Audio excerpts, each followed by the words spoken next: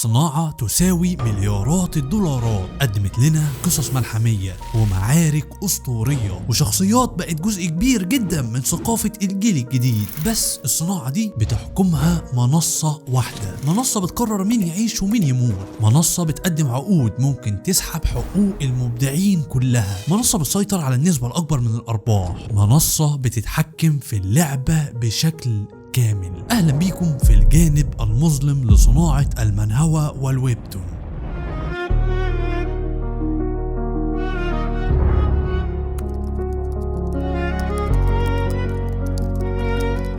شبابنا أخباركم إيه؟ مش عارف اقول لكم كل سنه وانتم طيبين بمناسبه العيد ولا لا، بس اكيد يعني الفيديو ده هينزل بعد العيد. المهم سنه 2022 صناعه الويبتون الكوريه حققت ايرادات بلغت 1.83 تريليون وان كوري، يعني حوالي 1.28 مليار دولار، بزياده سنويه بلغت 16.8%. ده غير الاستثمارات الكتير جدا. كمثال سنه 2023 شركه تاباس التابعه لكاكاو انترتينمنت اعلنت ان صندوق الاستثمارات السعودي وصندوق الاستثمار الحكومي في سنغافوره استثمروا حوالي 964 مليون دولار في قطاع الترفيه بتاع الشركه، وده بيوضح المجال ده قد ايه بقى فيه فلوس ضخمه واستثمارات كبيره. وارباح سنه 2024 وصلت ل 1.35 مليار دولار، اعلى بحوالي 5% من السنه اللي قبلها. اما سنه 2025 فهم تقريبا لسه بيقفلوا في السنه، فما فيش ارقام مظبوطه قوي، فما خدتهاش بعين الاعتبار. بس في نفس الوقت في دراسة بتقول إن صناعة الويبتون والمحتوى المرتبط بيها متوقع توصل قيمتها لحوالي 28 مليار دولار، وده سنة 2028. وده معناه إن المجال ده بيكبر بسرعة كبيرة جدا، وبيبقى واحد من أكبر صناعات الترفيه في العالم. ومع ازدهار وشهرة الأعمال الكورية بتسعى المنصات لاستغلال الملكية الفكرية في تنويع أنشطتها وتحويلها لوسائط مختلفة. بين سنة 2006 ولحد 2021 تم إصدار 28 فيلم و62 مسلسل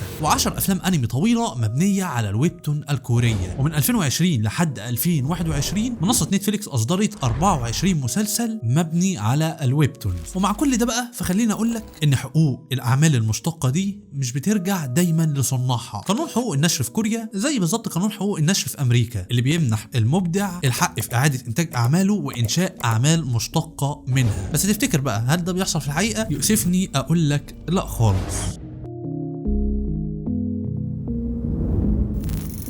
في 18 مايو سنة 2025 أعلنت لجنة التجارة العادلة الكورية، وده بعد تحقيق كان شغال من سنة 2018. أعلنوا اكتشاف الآتي: وجود 1112 بند غير عادل في عقود العمل الخاصة بالمبدعين في مجال الويبتون، وكل بند فيهم مختلف عن التاني، وده بعد مراجعة 141 عقد عمل. وبحسبة بسيطة كده فكل عقد في مجال الويبتونز في من 7 ل 8 بنود غير عادلة، والعقود دي كانت لاستديوهات كبيرة جدا زي جوليم فاكتوري أو داون كرييتيف أو DNC ميديا أو ريدايس ستوديو، وعدد كبير من الاستوديوهات حوالي 23 استوديو مفيش داعي لذكرهم كلهم. المهم تم تقسيم البنود دي على 21 نوع. أنا مش هكلمك بس غير على نوع واحد منهم، واللي هو توضيح ملكية حقوق النشر اللي اتكلمنا عنها في البداية خالص. وبص بقى يا معلم، في بنود بتدي للشركة حق تعمل أعمال مشتقة من العمل الأصلي من غير إذن صاحب حقوق النشر، وبنود بتسمح للشركة توسع حقوقها بشكل غير عادل، وبنود بتقيد استخدام الحقوق للمبدع نفسه، وبنود بتحمل صاحب حقوق النشر مسؤولية كبيرة في التعويضات أو بترمي عليه المسؤولية كلها، وبنود بتتعدى على الحقوق الأدبية للمبدع زي حق نسب العمل ليه أو حق الحفاظ على العمل من التغيير، وبنود بتنقل حقوق النشر للشركة مش للمبدع، أو بتخلي الشركة هي الممثل الوحيد اللي ممكن يتصرف في الحقوق دي، وبنود بتمدد مدة العقد بشكل غير عادل، وبنود بتسمح للشركة تفضل تستخدم العمل أو تكمل تأثير العقد حتى بعد ما العقد ينتهي، وبنود بتسمح للشركة تنقل حقوق العقد أو ترخصها لطرف ثالث من غير موافقة صاحب حقوق النشر نفسه، وبنود بتفترض الموافقة التلقائية، يعني لو ما ردتش خلال وقت معين كده يعتبر كأنك وافقت، وبنود ممكن تخلي فترة مراجعة العمل تطول بشكل غير عادل، وده ممكن يأخر الدفع أو يضر بمستقبل المبدع نفسه. وكل ده أنا بكلمك بس في بنود حقوق الملكية الفكرية، في بنود أسوأ وأصعب من كده بكتير وفي أنواع مختلفة. وأظن دلوقتي أنت عرفت ليه المبدع ملوش أي حقوق في النجاحات الكبيرة اللي بتحصل دي.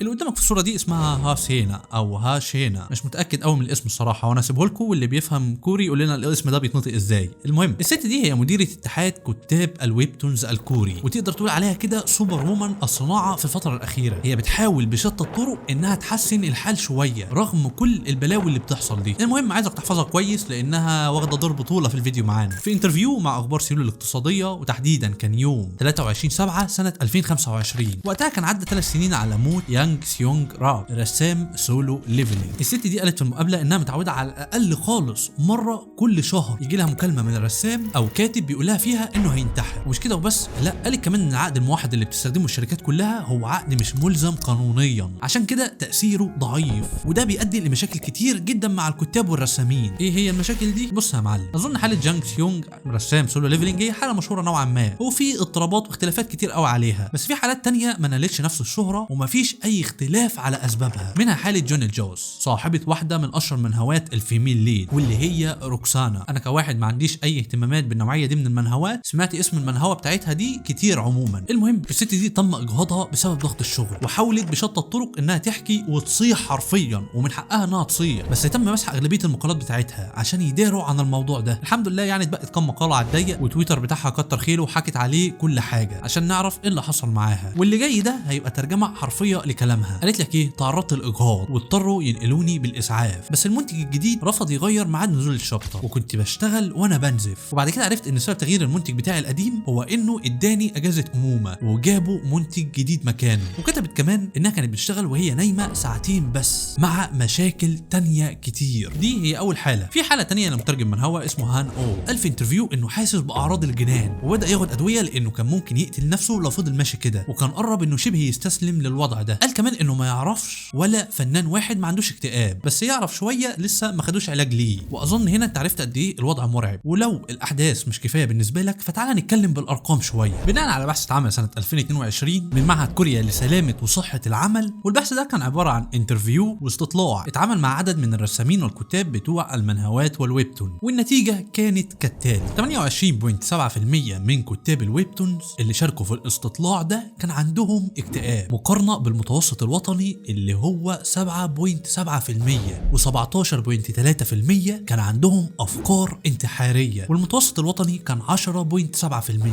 اما بقى بالنسبه لنسبه الامراض اللي اتشخصوا بيها بسبب الشغل، ففي بحث اشتركت فيه الوزاره مع دكتور، والبحث ده قام على الكشوفات لعدد 100 من الكتاب والرسامين، وكان من كل 100 رسام وكاتب في متلازمه جفاف العين عند 92 واحد، واعراض الاكتئاب عند 54 واحد، واضطرابات النوم عند 44 واحد. حط في اعتبارك ان دول من ال100 اللي بصينا على الكشوفات بتاعتهم عند الدكتور ده. والقلق ونوبات الهلع عند 43 واحد، واضطرابات في الجهاز الهضمي عند 37، والتهاب المثانه عند 32، وارتفاع ضغط الدم عند 21، والوسواس القهري 17، واضطراب ما بعد الصدمه 14. وال100 كلهم بقى عندهم اضطرابات في العضلات بسبب الجلوس لفتره طويله، ومن بينهم كان في 25.7% اضطروا للتوقف عن العمل بسبب مشاكل صحيه، و40.7% استمروا في العمل رغم ان عندهم مشاكل صحيه. وبالنسبه للمرتب بقى، ف 63.5% من المشاركين دخلهم الشهري مليون وان، يعني اقل من حوالي 800 دولار، وفي اقصى حالاته ممكن يوصل ل 4 مليون وان، يعني حوالي 3200 دولار. نرجع تاني بقى لهاسينا، اكدت وقالت ان مؤخرا الصناعه ضاقت بسبب تدهور الاقتصاد، وحتى كمان الكتاب الناجحين نسبيا اتعرضوا للضغط. وقالت ان الكاتب اللي شغال مباشره عند منصه كبيره بيكون معاه اقل من 500 وان في الشهر، وده بعد ما يدفع مرتب ومصاريف الايجار وفلوس المساعد بتاعه، يعني 332 دولار و70 قرش، ده اللي بيتبقى له في الشهر كله حرفيا. متوسط المرتب الشهري في كوريا الجنوبيه حوالي 2546 دولار، يعني من الاخر كده هم بيقبضوا اكتر ب 20% من الموظف الطبيعي، بس بيشتغلوا اكتر منه 4 اضعاف. طبعا مش محتاج اقول لكم ليه هاسينا حقها تقول ان كل شهر بيجي لها مكالمه من رسام او كاتب بيقول لها انه هينتحر، ومترجم المنهوى حقه هو كمان يقول انه لو كمل كده هيتجنن. وخد بقى عندك ان في وسط كل المشاكل والضغط اللي بتعمله الشركات على المبدعين، في بعض من المبدعين بيحاولوا يحسنوا من طريقه شغلهم بطرق تريحهم شويه وتقلل الضغط اللي عليهم، بس الطرق دي مش شرعيه قوي وهتعرضهم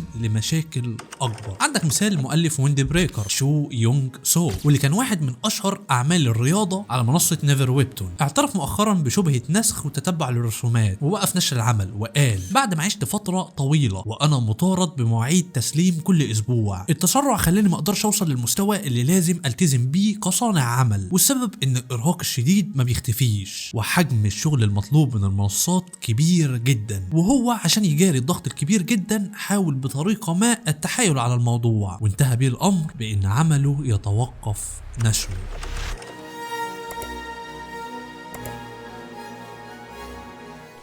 طيب مع الضغط الكبير جدا ده ليه المرتبات قليله؟ في جمله بسيطه جدا تشرح الموضوع ده كله. مفيش حد ادنى للاجور ومفيش حد اقصى لساعات العمل. انا هشرح ده عن طريق مثال، والمثال ده عمموه لان ده اللي بيحصل مع الكل، والمثال ده برضو مش كلام انا، لا انا هقول مثال من قضيه سنه 2025 ضد نيفر ويبتون. ولو ما تعرفش مين هي نيفر ويبتون فانت ما تستحقش انك تكمل الفيديو لغايه هنا، انت ما تستحقش انك تشوف الفيديو ده اصلا. شايف اللوجو الجميل اللي قدامك ده؟ هي دي نيفر ويبتون، دي البابا بتاعت الصناعه في كوريا كلها. المهم قضيه 2025 اتشهرت وخدت ضجه لسببين. اول سبب شهره نيفر اللي عماله تزيد عالميا، وخصوصا بعد التعاون مع ديزني، وفي نفس الوقت الانتقادات الكتير جدا بسبب اتهامات بوجود ممارسات شغل غير عادله، والموضوع ده اتفتح كمان في جلسات المراجعه السنويه في البرلمان الكوري. وطبعا قضيه زي دي مش هتخلو من السوبر وومن بتاعتنا ها سينا رئيسه النقابه، اللي شهدت كشاهد اثناء التحقيق عشان تناقش الاتهامات والفجوه في القوه بين المنصه والمبدعين بتوعها. جوهر الخلاف في القضيه دي هو اللي النقابه بتوصفه بالعمل بدون اجر. حسب كلام حد كان مرشح انه يبقى مبدع على ويبتون، قال للنقابه ان المبدعين اللي بيتاخدوا عن طريق مسابقات الشركه غالبا بيطلب منهم يعملوا من 3 ل 8 شباتر كاملين قبل ما يوقعوا اي عقد رسمي، وخلال الفتره دي بيطلب منهم كمان تعديل المواد اللي قدموها في البدايه للمسابقه زي القصه وتصميم الشخصيات، وكل ده من غير اي اجر. النقابه قالت كمان ان فتره التعديلات دي ممكن تستمر من شهور لحد 3 سنين. واحد من الفنانين قال للمحققين انه عدى على عشرات التعديلات، والمحررين كانوا بيدخلوا على طول، وحتى بعد سنه من الاتفاق مع المنتج بتاعي جه مشرف جديد وقال لي ابدا من الاول. هاسينا كمان قالت ان بعض الفنانين اللي كانوا طموحين في البدايه بطلوا شغلهم بعد سنين من العمل بدون اجر تحت مسمى التعديلات، وفي ناس بداوا رسم من غير ما يوقعوا اي عقد رسمي. واسمع اللي جايه دي بقى عشان دي فضيحه مش مجرد بند في عقد. النقابه ورت للمحققين اجزاء من عقد في نيفر ويبتون، والعقد ده بيسمح للشركه تحتفظ بحقوق ملكيه جزئيه للاعمال بشكل دائم، وكمان تستخدم الاعمال دي في تدريب الذكاء الصناعي بتاعهم من غير موافقه صريحه لصاحب العمل نفسه عشان يبدلوه بيه. يعني حرفيا كده مش بيقبضوه، وكمان بيستخدموا الاعمال بتاعتهم كداتا للاي اي عشان يستخدموا الاي اي بعد كده مكانهم. وكمان في بند بيطلب موافقه المنصه قبل ما المبدع يشتغل مع اي وكاله تانية او يشارك في انشطه ابداعيه بره المنصه. واضافت كمان ان نيفر ويبتون بتاخد جزء من الفلوس لما المبدعين يقدموا محاضرات مدفوعه او يظهروا في الاعلام، يعني لا بيدوهم فلوس وكمان بياخدوا من فلوسهم. يخرب بيت البجاحه. واستنى بس اقول لك حاجه تانية بجحه برضه. نيفر ويبتون عندها منصه تانية اسمها نيفر كات، حاجه شبه تيك توك كده بس للكوريين، والمنصه بتستغل الاعمال اللي عندها للترويج لنيفر كات وبدون ما تدفع جنيه واحد لاصحاب الاعمال دي. المديره هاسينا قالت برضه ان قدره نيفر ويبتون على فرض الشروط دي جايه من انها شبه احتكار في سوق الويبتونز في كوريا، حاجه اشبه كده بنتفليكس ويوتيوب في سوق الفيديو والدراما. عشان المبدع ينجح لازم ينشر على نيفر ويبتون. بعض المبدعين انسحبوا حتى من مسابقات كاكاو ويبتون بعد ما نيفر ويبتون اكتشفتهم، وعشان كده نيفر ويبتون بتحدد بشكل كبير جدا هيكل الدفع وجداول الانتاج وطول الحلقات. واحد من الفنانين اللي شاركوا في التحقيق ده قال للمحققين ان نيفر مسيطره على السوق، ومسابقات المنصات التانية تاثيرها قليل جدا لان اغلب المبدعين ببساطه جدا بيتجاهلوها. لو عايز تبقى مبدع محترف مفيش قدامك بديل حقيقي لنيفر ويبتون، هو مفيش غيرهم في السوق يعتبر. واللي زود الوضع سوء واللي باين قد ايه المبدعين خايفين من الشركات، فواحد من المبدعين اللي شغالين حاليا على نيفر ويبتون قال بشكل مجهول ان حتى مع النجاح العالمي فهم بيشوفوا عائد قليل جدا من بعض الاسواق، ونيفر وبقيه الشركات بياخدوا لحد 90% من الايرادات الخارجيه، واحيانا بتبقى 70%، بس ده في احسن الاحوال. وكتير من المبدعين بيقبلوا بس بال10% دي لانها برضو لسه كفايه يعيشوا بيها، بس برضو لسه ما فيش شفافيه نهائيا عن ترتيب الاعمال او الترويج او صرف الاعلانات. هم مش عارفين كم واحد قرا شغلهم او ايه المقاييس الحقيقيه، هم بس بياخدوا اللي بيقدموه ليهم. الراجل ده كمان كمل وقال ان نيفر بيستفيد من الابداع بتاعهم في تدريب الاي اي، وفي نفس الوقت بيخفي معلومات عن الاعمال وبيرفض يحسن نموذج مشاركه الايرادات. قال كمان ان المدير التنفيذي خد حوالي 30 مليون دولار كاش ونقديا وخيارات اسهم، وده بعد الطرح العام، في حين ان مفيش اي مبدع واحد خد اي حافز او مكافاه مشابهه ليه نهائيا. طيب هتقول لي امال فين الحكومه الكوريه من اللي بيحصل ده كله؟ هقول لك الحكومه حاولت في حته تحريم المبدعين فعليا يعني من حقهم في انتاج اعمالهم او انشاء اعمال مشتقه منها، وحرمانهم من عوائد الاعمال السنويه واجزاء من ارباح اعمالهم. هم حاولوا فعلا يعملوا حاجه، وده بعد التحقيق اللي عملته لجنه التجاره العادله. اتعمل قانون سنه 2024 اعلنت فيه وزاره الثقافه والرياضه والسياحه مع اللجنه انهم عملوا عقدين قياسيين فيهم 8 تعديلات مقترحه على العقد الاساسي، وده لمعالجه مساله الاعمال المشتقه وحقوق المبدعين. هتقول لي طب اهو ابتدوا يحلوا المساله. في الحقيقه يؤسفني اقول لك لا، التعديلات دي مش ملزمه قانونيا. والله زي ما بقول لك كده التعديلات دي مش ملزمه قانونيا. وبسبب كده في ابريل 2025 السوبر وومن هاسينا بصفتها رئيسه النقابه قدمت طلب تفاوض جماعي مع شركات كتير جدا عشان يخلوا الاتفاق ملزم قانونيا، بس طبعا الشركات رفضت وقالت ان المبدعين ما ينفعش يتصنفوا كعمال حسب قانون النقابات، ودي كانت النقطه القانونيه اللي ماسكين فيها. بس لحد اللحظه اللي انا بكلمكم فيها دي حاليا لسه ما فيش اي شيء على ارض الواقع يضمن للمبدعين دول ابسط حق من حقوقهم.